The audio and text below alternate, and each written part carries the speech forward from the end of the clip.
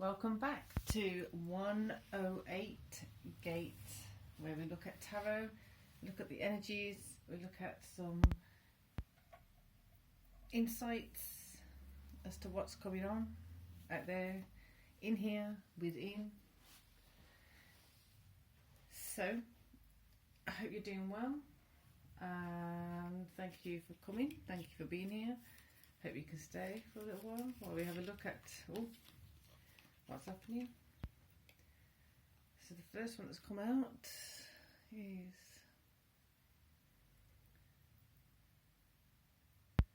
blue, yellow, the blue and the green. Sorry, I was saying yellow. Saw the yellow here. Blue and the green prominently. So that would be upright. Sorry. Seems to be the energy of the card at the moment is despair, a feeling of despair, and so it feels like the despair is shifting, moving. The other card that came in is, again, it looks like there's a pained look on her face, but it could be just surrendering, who knows, let's find out. So again, this one came in reverse. And then the next one that came in was this one. Someone surrendering. You're either in the position of surrendering or being in a position enforced to surrender. Interesting energies coming in. So those of you who've been with me before will know that we'll take those cards, and every reading will be different. The meaning will be different, the focus will be different depending on what is being emphasised in the card at the time. So we've got despair, if it was upright but it's upside down, coming out. Despair, kind of in pain but could be surrendering, coming out. That putting someone, could be self, could be someone else, in a position of having to bend down to, surrender to, or being enforced to surrender. Interesting. So we'll start off with a further clarification or a further oracle with the language of flowers, giving us a little insight. And we've got Sweet Alison, clarity. Bright paths of understanding will open, which is where it is linked to this one here. The process of despair being let go, the process of surrendering and just kind of like being, it feels like it's at the mercy of something. Then it's either being at the mercy of, or someone being at the mercy of you, depending on how you use your power, how you use your insight, how you use your resources, will be depending on how you're perceiving it, which has come up in the last few readings. If you didn't check them out, you can check those out. I'll take this opportunity to say that it doesn't have to be in any particular order. Usually look at the titles, and then additionally I've put in the dates just to give you some reference point. And also, if you're using numerology as a part of your process in any way, shape or form, then you can utilise the numerology as well. Stop, slow down. The pace must abate before it's too late. So the pace has been coming up a lot on Insta posts. I do have an Instagram specifically for the tarot readings too, and it's been coming up a lot on there about pacing self and understanding that not everything can be done instantly. It's going to take time. It's going to be a process. It is a process, aka life. We don't necessarily want to just be here, do it, and then we're all done and nothing else to do. That's just not how it works. So it's keeping that in mind and understanding that there's some tasks that are going to be looked at now that require you to take that time to take heed of what's been brought to your attention, of what may be revisiting you emotionally, or you revisiting emotionally. Either way, the reason I'm saying it from different perspectives is because a lot of the things that are coming up right now is seeing things from different sides, seeing it from this side, seeing it from that side. Hence the brown natural energies that are coming through right now.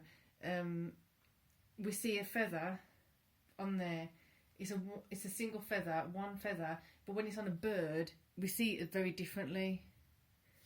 We see that side, and then we see that side. The colours are very different, and the shape of it is convex. When it's like that, it's concave.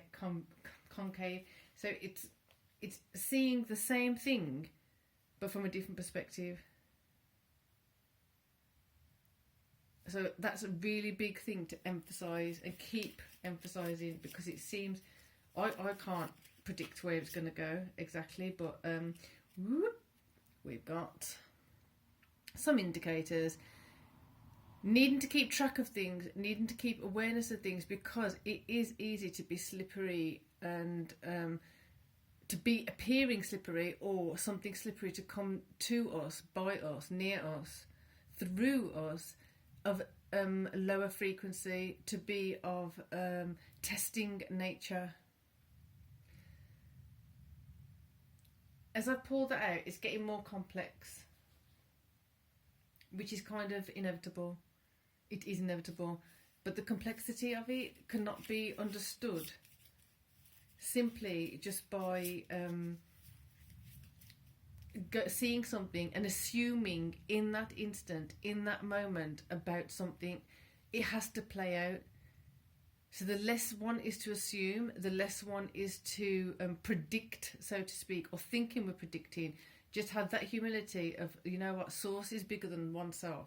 Source is higher than oneself. We are part of something, but we are not it in its whole entirety. So let in it, whatever the situation is you're dealing with, whatever it is you are dealing with, internally, externally, I think it's a lot of pieces and segments of all of it. Hence it being so complex, hence it being letting go of despair, letting go into surrender. It may be that you're in both positions of that. It may be that you have to surrender. It may be that you may be pushing someone else to surrender. You don't know until you get there. It could shift and change. It could be in one moment you're the one who's been asked to surrender. In another moment it may be that you're having to ask someone else, or waiting for someone to surrender. The thing about when I said the waiting thing, we've got to remember, we can't expect people to be someone because we want them to be or expect them to be. They have to be a particular way because they are a particular way, or they want to be a particular way. If it doesn't match, if it doesn't, if it's not congruent, if it's not gelling together, if it's not vibing in the correct way, it's not going to stick. And I feel like a lot of this is about, instead of holding on to something that's not yours, instead of holding on to something that's not meant to be, you got to let it go, let it breathe, let it dance, let it do what it's got to do. I've been watching something about fishing lately a lot, and a lot of the times it's like, don't reel it in, you can't pull it in, because you're gonna, like, I don't know what exactly why, but it's like you can't get the panicked fish in without a fight. So just let it kind of be loose on the hook, and then gently reel it in. Same kind of thing. Every moment is asking for patience. Queen of Wands, then take the action. Queen of Wands, be empowerment. Don't leap into things that you're not entirely sure about. Get to know more about it. About to sneeze, sorry.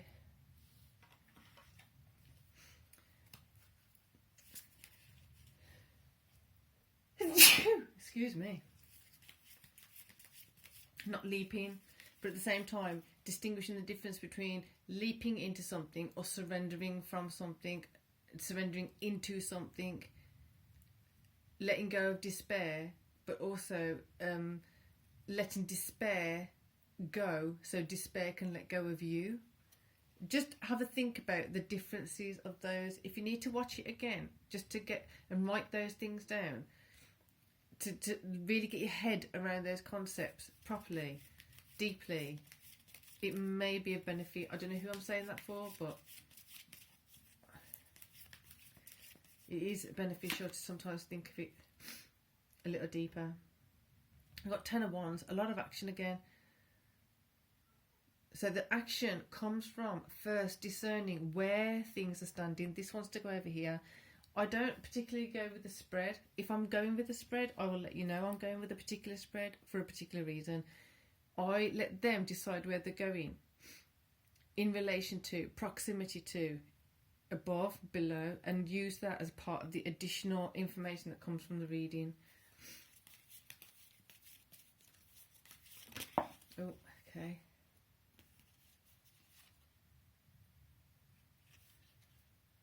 Right. As you feel this, I feel like the action is going to be more apparent. It's going to become more clear as to what you've got to do. As you're doing that, the Queen of Wands is going to be strengthened by that. Therefore, the Queen of Wands, knowing how to deal with the devil energies. Devil energies, some of you who are familiar with my other channel, you will remember this possibly.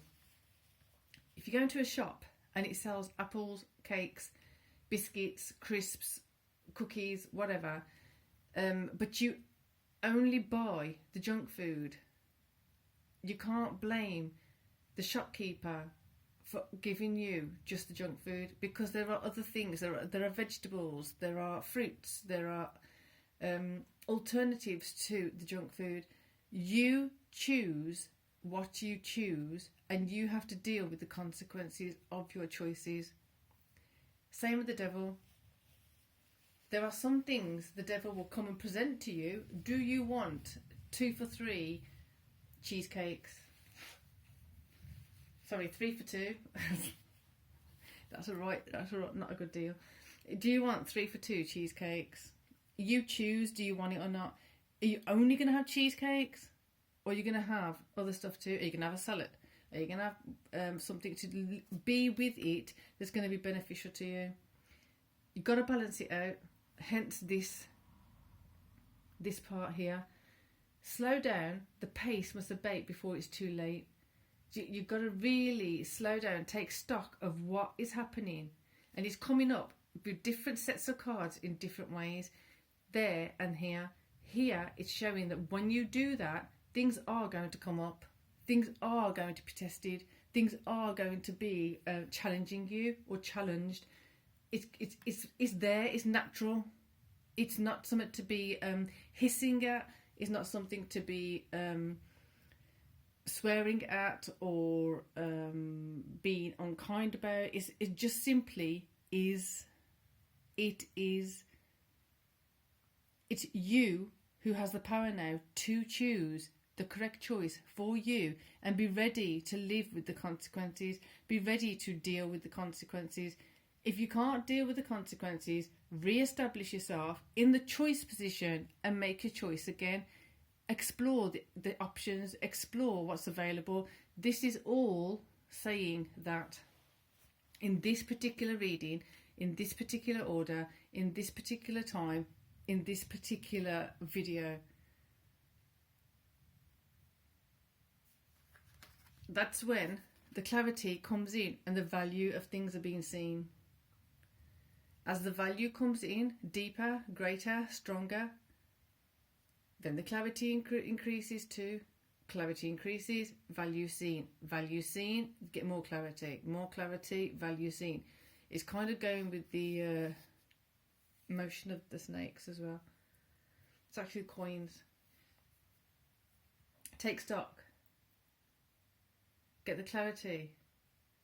Bright paths of understanding will open up opportunities, will open up awareness of value that you didn't know you had available to you. When you're looking at value, it's the usual thing, isn't it? Health, wealth, all that stuff. It's going to be beyond that. It's going to be things that you didn't know that were of value are going to become valuable. A stick. how much have I got from collecting sticks when I'm not wanting to, like when I'm not wanting to be cold, use it for the fire. But before, I wouldn't have seen the stick the same way as I'm seeing the stick if I didn't have the way in which I need to have it burnt there available to me. Look at your resources again. Revisit what you've got. Something you may have discounted. Revisit it. Reassess it.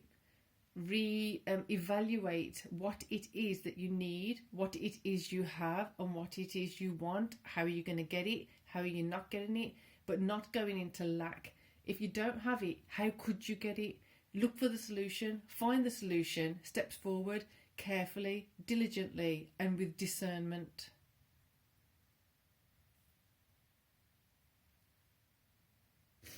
Excellent. So we're going to close up this reading with another message from the flowers. So while I'm doing that, it actually does feel relevant to say, if you're wanting to unravel some more of these things with me and others on here when they subscribe, as soon as I can, I will probably start opening up live videos, and that I don't know yet how it's going, so it's up to you. You help me decide. Subscribe, like, share, whatever all those other things are you can do. I appreciate all of your support, every bit. Even you being here now watching this, I appreciate your support. Picture plant, insight. The answers are there for those who look. How perfect is that? How perfect is that? How perfect is that? I'm going to say that again. The answers are there for those who look. Even the act of looking, how do you look? Do you look with the intention of seeing something that's not there? Do you look with the intention of finding fault? Do you look with the intention of finding a solution? Do you look with the intention of seeing a bigger picture? Do you look with the intention of finding those small nuggets that you can utilise for your higher good? Do you look at the same thing in more than one way? And with that, it's been a pleasure. Peace and love.